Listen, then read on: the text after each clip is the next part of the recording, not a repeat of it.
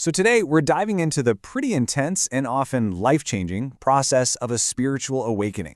I know it's a journey that can feel super isolating, but what's interesting is that it often follows a recognizable path.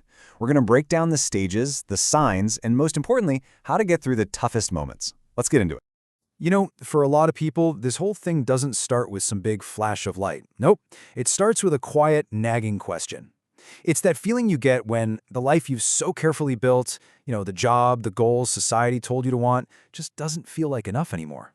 You start looking around and thinking, wait, is this really all there is? And that one question? That's often the tiny spark that lights the entire fire. So, what are we actually talking about here? Well, a spiritual awakening is maybe best described as a reorganization of consciousness. Basically, it's the moment you stop living on autopilot and shift into a state of much deeper awareness, a new connection to yourself and, really, to everything around you. It's kind of like the lights have been turned on in a room you've been stumbling around in for years. Now, while this journey is deeply, deeply personal for everyone, it does tend to follow a familiar pattern. So let's look at a kind of roadmap for this transformation, which is usually broken down into 4 key stages. Okay, so first up is the awakening call. This is often a crisis, a breakup, losing a job, or just a sudden aha moment that makes you question absolutely everything. That kicks off the search, where you basically become a spiritual sponge, reading every book, watching every video, just desperate for answers.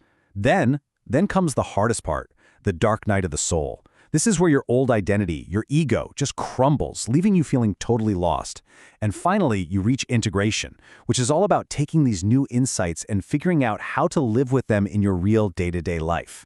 And hey, it's really important to know this isn't some straight line. You can totally cycle through these stages more than once.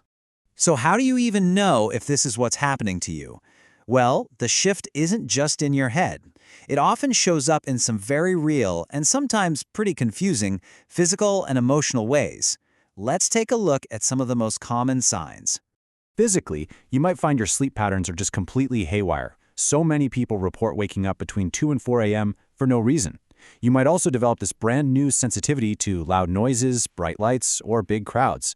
It's also super common to feel strange, tingling sensations or pressure, especially at the top of your head, and to have these wild swings in energy. One day you're exhausted, the next you have these incredible bursts of creativity. And then emotionally, things get just as weird and interesting. Your intuition might suddenly feel like a superpower, and you'll start noticing synchronicities, those meaningful coincidences, everywhere. You might feel this overwhelming empathy for other people, and all of a sudden, that burning ambition you had for status or power just fizzles out. And all of this points to this one incredible feeling, a sense that you are finally coming home to who you truly are. Okay, this is a really, really important distinction to make, because some of these symptoms can sound a lot like clinical depression, but the key difference is often the feeling underneath it all. Depression often comes with a feeling of worthlessness, like you're broken. In an awakening, it's less about being worthless and more about your ego, your old identity, dissolving. The world doesn't feel meaningless, it feels like you're just starting to see through it to find a deeper truth. But here's the most crucial point. This chart is a guide, not a diagnosis. If you're struggling, it is always best to talk to a healthcare professional. All right, let's zero in on that most challenging phase we mentioned, the dark night of the soul. I know it can be an incredibly disorienting, even scary time, but it's not unmanageable. There are actual practical tools you can use to navigate it. And this quote just captures it perfectly. It can feel like being totally untethered from reality, almost as if the floor has been pulled right out from under you. Everything you thought you knew, everything that made you you, is suddenly gone. It's a profound feeling of being lost in the dark. So what do you do when you feel that untethered? The answer is simple. You anchor yourself. And the most effective tool for doing that is something called grounding. It's just the practice of pulling your awareness out of all those overwhelming thoughts and back into your physical body, right here in the physical world. Honestly, the quickest way to ground yourself is through what some people call earthing, making direct physical contact with the planet. Go walk barefoot on the grass or some sand. Just lie flat on the floor and really feel how solid it is beneath you. You can even use a little temperature shock, like holding an ice cube or taking a cold shower, to just snap your awareness right back into the present moment. Now, if your mind is just stuck in one of those awful existential dread loops, you have to break the cycle. The 5-4-3-2-1 method is absolutely perfect for this. You just pause wherever you are, and you deliberately name 5 things you can see. then 4 things you can physically touch, 3 things you can hear, 2 things you can smell, and finally 1 thing you can taste. It immediately yanks your focus out of your head and straight into your senses. And I just love this Zen concept. Chop wood, carry water. The idea is, when your soul feels like it's in a total crisis, don't try to think your way out of it. Instead, do something simple, physical, and kind of repetitive. Wash the dishes, fold the laundry, do some gardening. These really mundane tasks become a powerful anchor to reality when your spirit feels like it's about to fly off into the cosmos. So, after the sheer intensity of the dark night, the journey starts to shift.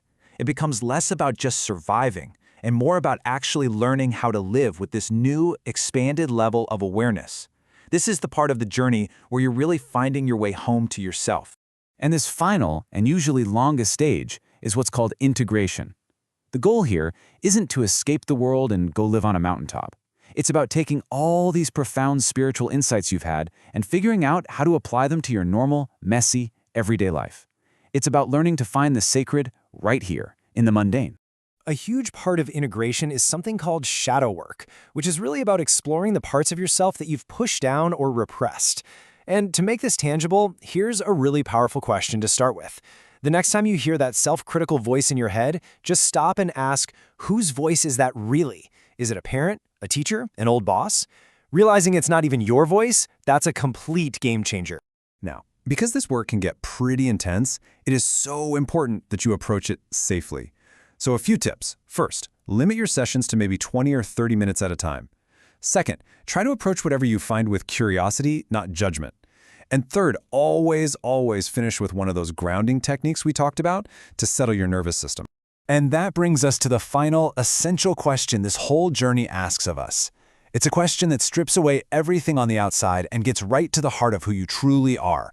If you lost your job, your titles, all your achievements, everything you used to define yourself, who would be left? It's a profound thought to end on, and really, finding the answer to that, that's the entire point of the journey.